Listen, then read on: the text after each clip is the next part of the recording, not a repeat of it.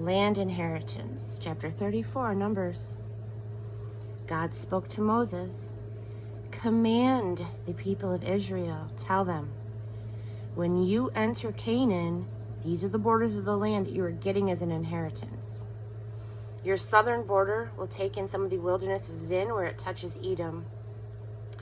It starts in the east at the Dead Sea, curves south of Scorpion Pass and on to Zin, continues south of Kadesh Barnea, then to Hazar Adar and on to Asman, where it takes a turn to the northwest of the Brook of Egypt and onto the Mediterranean Sea. Your western border will be the Mediterranean Sea. Your northern border runs on a line from the Mediterranean Sea to Mount Hor, and from Mount Hor to Lebo Hamath, connects to Zedad, continues to Ziphron, and ends at Hazar Enan. This is your northern border. Your eastern border runs on a line from Hazar Enan to Shapim. The border goes south from Shapim to Riblah and to the east of Ain, and continues along the slopes east of the Sea of Galilee. The border then follows the Jordan River and ends at the Dead Sea. This is your land with its 4 borders. Moses then commanded the people of Israel, this is the land. Divide up the inheritance by lot.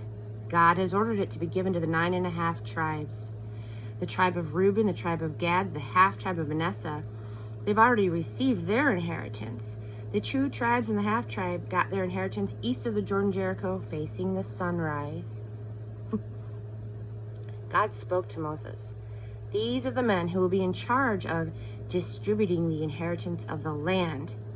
Eleazar the priest and Joshua son of Nun. Assign 1 leader from each tribe to help them in distributing the land.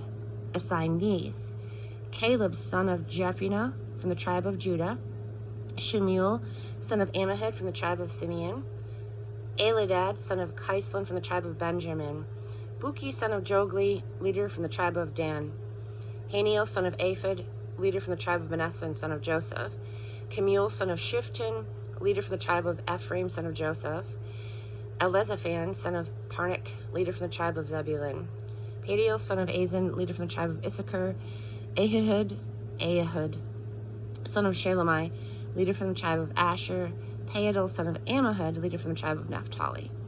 These are the men God commanded to hand out the assignments of land inheritance to the people of Israel in the country of Canaan. Chapter 35, cities for Levites and asylum cities. Then God spoke to Moses on the plains of Moab at Jordan Jericho. Command the people of Israel to give the Levites as part of the total inheritance towns to live in. Make sure that there's plenty of pasture around the towns. Then they will be well taken care of, with towns to live in and pastures for their cattle, flocks, and their other livestock. The pasture surrounding the Levites' towns is to extend 1,500 feet in each direction from the city wall. The outside borders of the pasture are to measure 3,000 feet on each side of the 4 sides, east, south, west, and north, with a town at the center. Each city will be supplied with pasture. 6 of these towns that you give to the Levites will be asylum cities, to which anyone who accidentally kills another person may flee for asylum. In addition, you will give them 42 other towns, 48 towns in all, together with their pastures. The towns that you will give to the Levites from the common inheritance of the people of Israel are to be taken in proportion to the size of each tribe. Many towns from a tribe that has many, few from a tribe that has few. God spoke to Moses. Speak to the people of Israel and tell them, when you cross the river Jordan into the country of Canaan, designate your asylum cities, towns to which a person who accidentally kills someone can flee for asylum. They will be places of refuge from the avenger, so that the alleged murderer won't be killed until he can appear before the community in court. Provide 6 asylum cities. Designate 3 of the towns to the east of the Jordan and the other 3 in Canaan proper. Asylum cities for the people of Israel and for the foreigner and for any occasional visitors or guests. 6 asylum cities to run to for anyone who accidentally kills another. But if the killer has used an iron object, well, that's just plain murder. He's obviously a murderer and he must be put to death. Or if he has a rock in his hand big enough to kill and the man dies, that's murder. He's a murderer and he must be put to death. Or if he's carrying a wooden club heavy enough to kill and the man dies, that's murder. He's a murderer and he must be put to death.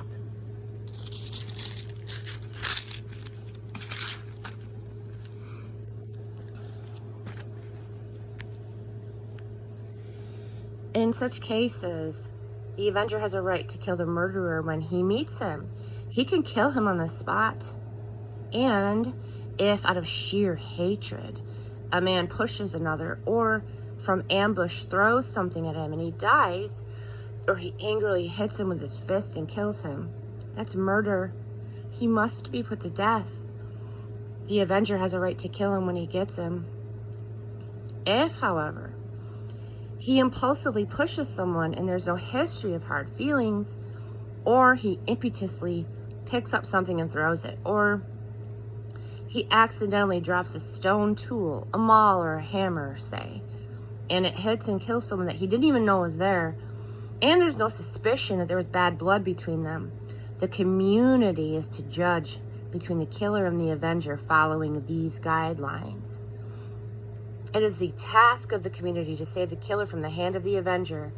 The community is to return him to his asylum city to which he fled. He must stay there until the death of the high priest who was anointed with the holy oil.